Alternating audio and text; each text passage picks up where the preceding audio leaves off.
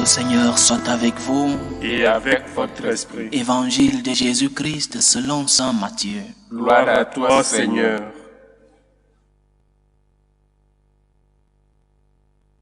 Jacob engendra Joseph, l'époux de Marie, de laquelle fut engendré Jésus, que l'on appelle Christ. Or, voici comment fut engendré Jésus-Christ. Marie, sa mère, avait été accordée en mariage à Joseph.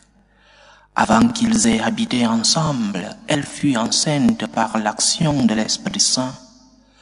Joseph, son époux, qui était un homme juste et ne voulait pas la dénoncer publiquement, décida de la renvoyer en secret. Comme il avait formé ce projet, voici que l'ange du Seigneur lui apparut en songe et lui dit: « Joseph, fils de David, ne crains pas de prendre chez toi Marie, ton épouse, puisque l'enfant qui est engendré en elle vient de l'Esprit Saint. Elle enfantera un fils, et tu lui donneras le nom de Jésus, c'est-à-dire le Seigneur sauve. Car c'est lui qui sauvera son peuple de ses péchés. » Quand Joseph se réveilla, il fit ce que l'ange du Seigneur lui avait prescrit. Acclamons la parole de Dieu. Louange à toi, Seigneur Jésus. La figure de Saint Joseph n'est plus si populaire comme elle était à d'autres époques. Beaucoup d'enfants aujourd'hui, déjà des personnes anciennes ou alors des personnes adultes, beaucoup d'enfants étaient baptisés avec le nom de Joseph et parfois les dérivés du nom de Joseph, et parfois avec des noms composés, un nom de Joseph et de la Vierge Marie, Marie-Joseph, Marie-José, Joseph-Marie. La figure de Saint Joseph était bien vue. Aujourd'hui, non seulement très peu font baptiser leurs enfants, mais le peu qui fait encore baptiser leurs enfants donne des noms compliqués aux enfants, parfois des noms qui viennent des séries mexicaines, brésiliennes. Dans tous les cas, Saint Joseph continue d'être Saint Joseph, même s'il n'est plus populaire. Il continue d'être Saint Joseph. Il continue de nous enseigner. Il continue d'avoir une importance dans la vie de l'Église. Aujourd'hui, en plein carême, l'Église fait une parenthèse pour fêter Saint Joseph, la solennité de Saint Joseph, avec un gloire au Père, le Gloria. Saint Joseph est encore important. Et il faut souligner que la figure de Saint Joseph est une des figures centrales de notre foi. Dieu est passé, Dieu a utilisé comme canal, comme instrument pour sa révélation dans le monde. Il a utilisé des personnes et Saint Joseph en fait partie. Et lorsqu'on se focalise sur Saint Joseph, il y a des saints qui nous appellent à l'imitation. Il y a des saints qui nous appellent à la contemplation, mais il y a d'autres saints qui nous appellent à l'imitation. Et Saint Joseph est l'un de ceux-là qui appelle le chrétien à l'imitation. Et les saints, il faut les adapter à notre époque. Ce que Saint Joseph pouvait enseigner au Moyen-Âge n'est pas exactement ce qu'il peut nous enseigner aujourd'hui. Qu'est-ce que Saint Joseph m'enseigne aujourd'hui, en ce moment précis de l'histoire, dans cette société? Qu'est-ce que Saint Joseph m'enseigne? Qu'est-ce qu'il m'enseigne comme parole? Mais qu'est-ce qu'il me donne comme imitation? Nous ne pouvons pas parler de tout sur ce grand saint. Nous ne pouvons pas tout dire sur ce que Saint Joseph peut nous enseigner. Arrêtons-nous sur deux grands points essentiels. Le Seigneur a confié une grande mission à Saint Joseph, avec comme première responsabilité prendre soin de la Vierge et de Jésus. Prendre soin de la Vierge. Mais la grâce que le Seigneur a donnée à Saint Joseph, la mission que le Seigneur lui a donnée, a trouvé une prédisposition. L'évangile d'aujourd'hui nous dit qu'il était un homme juste. Il était un homme juste avant même de recevoir la grâce de la responsabilité. Il était déjà un homme juste. Dieu accorde ses grâces lorsqu'il y a une prédisposition en nous. Tu dois être prédisposé, préparé à recevoir la grâce de Dieu, parce que la grâce implique aussi responsabilité. Lorsque tu as reçu une grâce de Dieu, il y a une responsabilité qui va avec la grâce, et ta collaboration consiste à être prédisposé, à être prêt à collaborer avec la grâce que le Seigneur veut te donner. Alors, prépare-toi à recevoir la grâce. Parce que la grâce du Seigneur ne doit pas tomber dans une personne qui ne pourra pas l'utiliser, qui ne pourra pas mettre cette grâce au service de Dieu et au service de l'humanité. Es-tu prêt à recevoir la grâce que le Seigneur a préparée pour toi? Es-tu prédisposé à collaborer avec la grâce que le Seigneur prépare pour toi? Prépare ton cœur, prépare ta vie spirituelle pour recevoir la grâce de Dieu. Saint Joseph était juste. Il était un homme juste avant que le Seigneur ne lui donne la grâce de recevoir dans sa maison la Vierge et l'enfant Jésus. C'est peut-être la grande introduction de la fête que nous célébrons aujourd'hui. Tu dois être prédisposé, tu dois être préparé pour que lorsque la grâce de Dieu arrivera dans ta vie, que tu sois prêt à être responsable, à servir Dieu et à servir le prochain, mettre la grâce de Dieu au service de Dieu et au service de l'humanité. Introduction, la grâce, tu dois la recevoir parce que tu t'es préparé. Et la préparation pour recevoir la grâce de Dieu, c'est l'intimité avec Dieu. Un homme juste, c'est celui qui a une relation particulière avec Dieu. Saint Joseph était un homme juste parce qu'il avait une relation d'intimité, une relation d'amitié avec Dieu. La prédisposition avant de recevoir la grâce consiste donc à être en amitié avec Dieu. Quelle est ta relation avec Dieu? Quelle est la relation, le type de relation que tu as avec Dieu? C'est en fonction du type de relation que tu as avec Dieu que tu recevras la grâce que le Seigneur prépare pour toi. Maintenant, le Seigneur donne comme première responsabilité à Saint Joseph prendre soin de la Vierge Marie et de l'enfant Jésus. Prendre soin de sa famille. Par exemple, ramener des aliments à la maison. En ce temps, à l'époque de Jésus, c'est l'homme qui sortait pour aller travailler et la femme restait pour s'occuper des travaux ménagers, des tâches ménagères.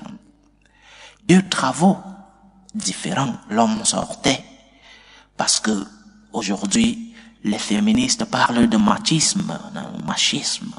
Non, deux travaux mais différents.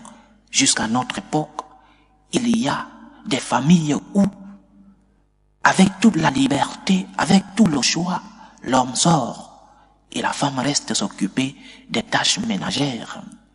Et s'occuper des tâches ménagères, ce n'est pas un rabais. Ce n'est pas une moindre chose. C'est juste différent. À cette époque, l'homme sortait pour aller chercher du travail, pour prendre soin de sa famille, pour gérer de sa famille. Et c'est la tâche que le Seigneur a confiée à Saint Joseph. Prendre soin de sa famille économiquement. Et nous, nous devons prendre soin de Jésus économiquement. Nous devons prendre soin de Jésus. Nous ne pouvons pas faire plus que ce que nous pouvons. Nous devons faire ce qui est à notre possibilité. Mais nous devons être conscients que nous devons prendre soin de ce Jésus, de ces pauvres. Jésus est dans les pauvres. Jésus est dans ceux-là qui te demandent de l'aide, dans ceux-là qui crient secours. Tu dois prendre soin de ce Jésus qui a besoin de toi. Tu dois prendre soin de ce Jésus qui est affamé, assoiffé, qui est nu. Prends soin de Jésus économiquement. Je crois que c'est le premier enseignement de la fête que nous célébrons aujourd'hui. Saint Joseph prend soin de la Vierge et de l'enfant Jésus économiquement. Il y a beaucoup de personnes dans le besoin. Beaucoup de personnes dans le besoin. Tu ne peux pas résoudre tous les problèmes du monde, c'est vrai. Mais tu dois avoir la conscience tranquille. La goutte d'eau fraîche, la goutte d'eau qui rafraîchit la gorge de cette personne qui étanche la soif de cette personne qui est dans le besoin, cette goutte d'eau a résolu un problème. Tu ne peux pas résoudre tous les problèmes du monde. Tu ne peux pas donner à manger à tous les affamés du monde, c'est vrai. Mais la goutte d'eau que tu donnes à un affamé, à un assoiffé, a déjà résolu un problème. Et tu dois être conscient que c'est à Jésus. Tu prends soin de Jésus lorsque tu fais du bien, lorsque tu aides économiquement, lorsque tu aides cette personne qui est dans le besoin. Parce que le Seigneur nous jugera selon la charité. Viens béni de mon Père, parce que j'ai eu faim et tu m'as donné à manger. Parce que j'ai eu soif et tu m'as donné à boire. J'étais prisonnier, tu m'as rendu visite. Viens béni de mon Père. La Madre Teresa de Calcutta disait qu'il faut aimer jusqu'à ce que ça fasse mal. Il faut donner jusqu'à ce que ça fasse mal. Oui, nous devons prendre soin des autres. Nous devons prendre soin de ces Jésus qui souffrent autour de nous. Le Seigneur te demandera, m'as-tu accompagné lorsque je souffrais, lorsque j'étais malade? As-tu eu des œuvres de charité? Alors viens béni de mon Père. Mais si tu ne l'as pas fait, si ce Jésus qui souffrait à côté de toi a été abandonné par toi, il te dira malheureusement, vas-y loin de moi, maudit de mon Père, parce que j'ai eu faim et tu ne m'as pas donné à manger. Prends soin de Jésus. Prends soin de Jésus économiquement. Comme on dit chez moi au Cameroun, mets la main dans la poche. Mets la main dans la poche. Prends soin de Jésus. Il a besoin de toi. Jésus a besoin de toi. C'est le premier enseignement, la première caractéristique, la première mission que le Seigneur donne à Saint Joseph. Prendre soin de la Vierge Marie et de l'enfant Jésus. Deuxième caractéristique, en méditant sur Saint Joseph, une des missions fondamentales de Saint Joseph a été la mission protectrice. Il a protégé sa famille, il a protégé Jésus, il a protégé la Vierge Marie. Aussi, il a donné de l'affection, mais il n'y a pas plus grande affection que la protection. Cette mission protectrice l'a amené par exemple à fuir en Égypte pour sauver l'enfant Jésus et sa mère. Alors, comment pouvons-nous imiter Saint Joseph dans la protection de Jésus? En protégeant notre foi. Protège ta foi, défends ta foi, défends le dépôt de la foi. Ces enseignements que le Seigneur nous a donnés et qui nous ont été transmis par les apôtres, le dépôt de la foi. Le dépôt de la foi dans son intégralité. Nous vivons une époque où même nous les chrétiens, nous n'arrivons pas à mettre en pratique tout ce que le Seigneur nous a enseigné. Nous vivons une foi comme la foi du supermarché où tu vas, Tu choisis ce qui est bon pour toi et tu rentres. Nous devons croire au Jésus complet. Jésus, dans sa totalité, le Dieu complet, pas le Dieu vers qui tu vas seulement pour choisir une caractéristique, non. Il y a des enseignements de notre Seigneur qui sont difficiles à mettre en pratique, qui sont difficiles à respecter. Mais demande la grâce, la force au Seigneur. Ne dis pas Dieu, comme on a dit à Saint Paul, lorsqu'il est allé prêcher en Grèce à l'aéropage, on lui a dit, tu parles de la résurrection, on va t'écouter un autre jour. Non. Accepte le Jésus total, le Jésus complet. Le Jésus qui te remplit de ses merveilles, mais aussi le Jésus qui de temps en temps, frappe du poing sur la table pour ton salut. De temps en temps, il te complique la vie. De temps en temps, il te fait souffrir pour que tu comprennes que la foi, notre religion, n'est pas seulement une religion du respect de certaines normes. Notre religion est une religion de cœur. Le cœur, nous devons accepter ce Jésus dans sa totalité, le dépôt de la foi. Es-tu prêt à défendre ta foi? Es-tu prêt à essayer de pratiquer ta foi dans son intégralité, sans couper ta foi, le message du Seigneur, en des petits morceaux où tu choisis le morceau le plus doux pour toi? C'est le temps de carême, le temps de l'intimité, le temps du rapprochement, de la proximité avec le Seigneur. Et nous ne pouvons pas aimer le Jésus des miracles et nous abandonnons le Jésus de la croix. Accepte le Jésus complet, accepte le Jésus total, accepte le dépôt de la foi dans son intégralité.